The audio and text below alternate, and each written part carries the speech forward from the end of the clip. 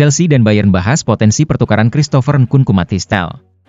Chelsea dilaporkan telah memulai diskusi awal dengan Bayern Munich mengenai kemungkinan pertukaran pemain yang melibatkan Christopher Nkunku dan Mathys Tel. Langkah ini menunjukkan ketertarikan The Blues terhadap striker muda Bayern yang baru berusia 19 tahun. Mathys Tel, yang baru tampil sebagai starter 2 kali di Bundesliga musim ini, menarik perhatian Chelsea meskipun ia mengalami beberapa masalah kebugaran. Di bawah arahan Vincent Kompany, Tel lebih sering duduk di bangku cadangan, dengan 12 kali masuk sebagai pengganti dan hanya 5 kali bermain. Namun, menurut Fabrizio Romano, Tel tetap optimis untuk meraih kesuksesan di Bayern Munich setelah berbincang dengan Kompany. Sementara itu, Chelsea terus memantau perkembangan situasinya. Berita yang beredar menyebutkan bahwa The Blues telah meminta informasi mengenai ketersediaan Tel dan telah memulai pembicaraan awal mengenai kemungkinan transfer.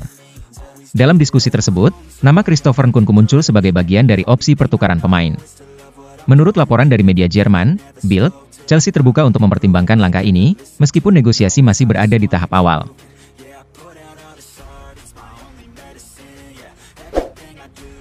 Barcelona jadikan penyerang Leipzig sebagai target berikutnya. Seperti yang telah dilaporkan, FC Barcelona berencana untuk merekrut penyerang kelas atas dalam waktu dekat dan telah mengidentifikasi beberapa kandidat yang potensial untuk posisi tersebut. Menurut informasi dari SR, penyerang tengah RB Leipzig asal Slovenia, Benjamin Sesko, juga menjadi salah satu nama yang menarik perhatian Barcelona untuk memperkuat lini serang mereka. Di usia 21 tahun, Sesko telah menunjukkan performa gemilang bagi klub Bundesliga sejak bergabung pada tahun 2023, mencetak 30 gol dari 66 penampilan, dengan 12 gol diantaranya berhasil ia lesahkan musim ini. Pemain internasional Slovenia ini memiliki postur yang kokoh di lini depan, ditambah dengan kecepatan yang mengesankan.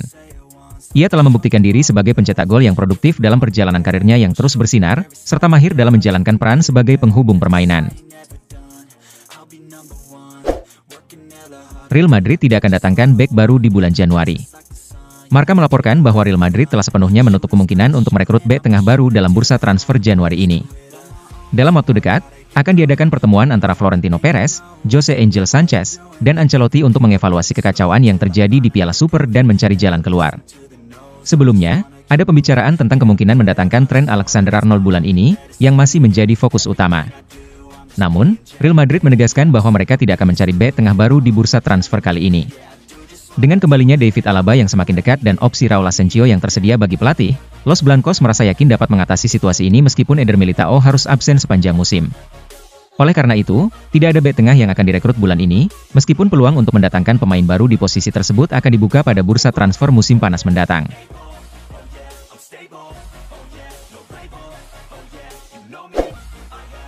Aston Villa tegaskan John Duran tidak dijual. Menurut laporan Fabrizio Romano, sumber dari klub telah menegaskan bahwa John Duran tidak akan dijual, memberikan sinyal yang jelas kepada klub-klub yang berminat pada striker berusia 21 tahun ini.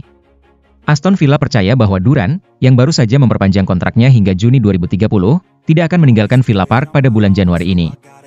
Manajemen Aston Villa menyatakan bahwa mereka memandang John Duran sebagai salah satu fondasi utama kesuksesan mereka di masa mendatang dan tidak akan mempertimbangkan tawaran apapun, tidak peduli seberapa besar jumlah yang ditawarkan.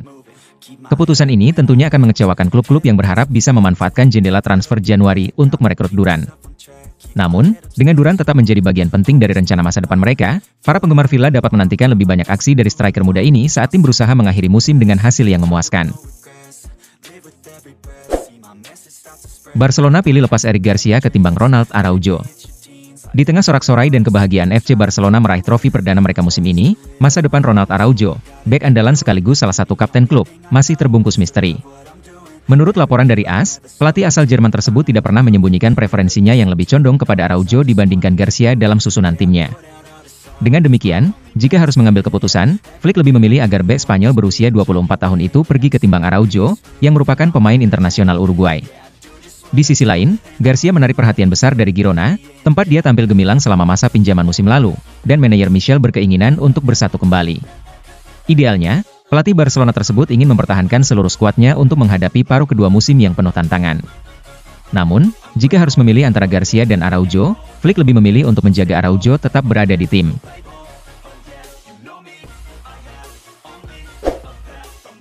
Manchester City capai kesepakatan untuk rekrut Vitor Reis dari Palmeiras. Menurut laporan dari Fabrizio Romano, kedua klub telah mencapai kesepakatan lisan. Nilai transfer Vitor Reis diperkirakan berkisar antara 30 juta hingga 35 juta euro. Manchester City bertekad untuk segera menyelesaikan proses transfer ini, dengan harapan Reis dapat bergabung dengan skuad utama bulan ini. The Citizens tidak memiliki rencana untuk meminjamkan Reis. Mereka percaya bahwa pemain ini sudah siap untuk bersaing di level tertinggi saat ini. Vitor Reis memulai perjalanan karirnya di Akademi R10 di Paraiba, yang diasuh oleh mantan bintang Manchester City, Robinho. Pada tahun 2016, ia melanjutkan langkahnya ke Akademi Palmeiras dan terus berkembang menjadi salah satu pemain kunci di tim. Kesepakatan antara Reis, Palmeiras, dan Manchester City akan segera rampung. Diharapkan pemeriksaan medis dan penandatanganan kontrak dapat dilakukan dalam beberapa hari ke depan.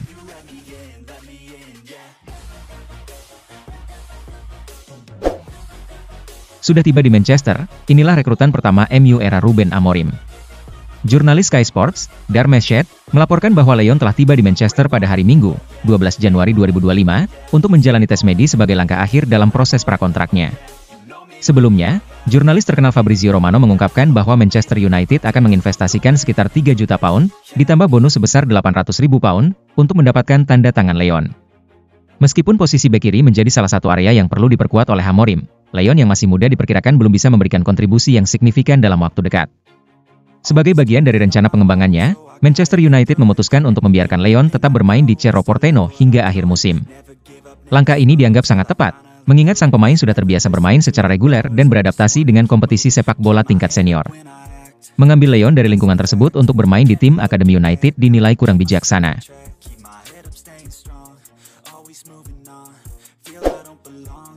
Aurelien Tchouameni diminta fans tinggalkan Real Madrid. Kekalahan terbaru Real Madrid di tangan Barcelona telah memicu gelombang kritik di Santiago Bernabeu, terutama setelah penampilan mengecewakan yang ditunjukkan oleh para pemain, termasuk Aurelien Tchouameni.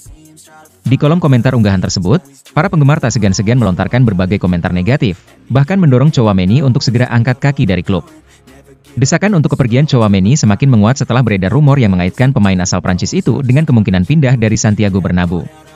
Meskipun Madrid telah mengeluarkan dana besar untuk mendatangkan gelandang berbakat ini, tampaknya kesabaran mereka mulai menipis.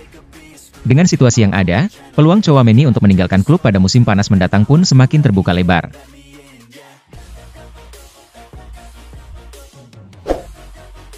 Enzo Maresca terkejut dengan keberhasilan Jadon Sancho di Chelsea. Enzo Maresca menyatakan kepuasannya terhadap kontribusi Sancho menjelang laga melawan Bournemouth di Premier League, Rabu 15 Januari dini hari waktu Indonesia Barat. Dia tampil sangat mengesankan bagi saya, ungkap Maresca. Saya cukup terkejut dengan Jadon. Saya sudah mengenalnya sebelumnya, jadi saya tahu apa yang bisa diharapkan darinya, tetapi konsistensinya benar-benar luar biasa. Sancho sempat absen dalam beberapa pertandingan pada bulan November karena sakit, namun menurut Maresca, hal itu tidak mengurangi kualitas penampilannya secara keseluruhan. Saya berharap dia bisa tampil baik, tetapi bagi seorang pemain untuk menunjukkan performa yang konsisten dalam jangka panjang itu tidaklah mudah. Dia telah melakukannya dengan sangat baik dalam waktu yang cukup lama, ditambahnya. Keberhasilan Sancho di Chelsea tidak hanya memberikan dampak positif bagi tim, tetapi juga menjadi langkah krusial dalam memulihkan reputasinya sebagai salah satu talenta terbaik di Eropa. Dengan performanya yang terus berkembang, Sancho kini menjadi salah satu andalan Maresca dalam upaya mengembalikan The Blues ke puncak kejayaan Premier League.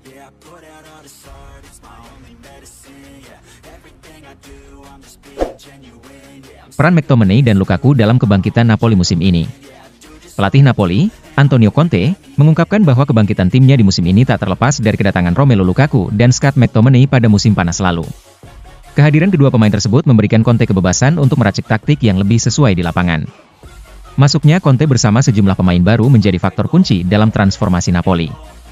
Namun, Lukaku dan McTominay memiliki peranan yang sangat penting, karena keberadaan mereka mendorong Conte untuk berani bereksperimen dengan strategi permainan. Terlihat jelas ada perubahan sejak awal musim panas, terutama karena saya masih mencari taktik yang paling cocok untuk tim ini, diungkap Conte kepada DAZN. Kedatangan Scott McTominay dan Romelu Lukaku, khususnya, memberikan dampak signifikan dalam pergeseran ke formasi 4-3-3. Kami mencoba berbagai formasi sebelum akhirnya memutuskan yang satu ini, jelas Conte. Kesempatan Napoli untuk meraih gelar di musim ini kini hanya tersisa di Serie A. Dengan posisi yang ada saat ini, harapan itu masih terbuka lebar, terutama jika para pesaing seperti Atalanta dan Inter Milan mengalami kendala di kemudian hari.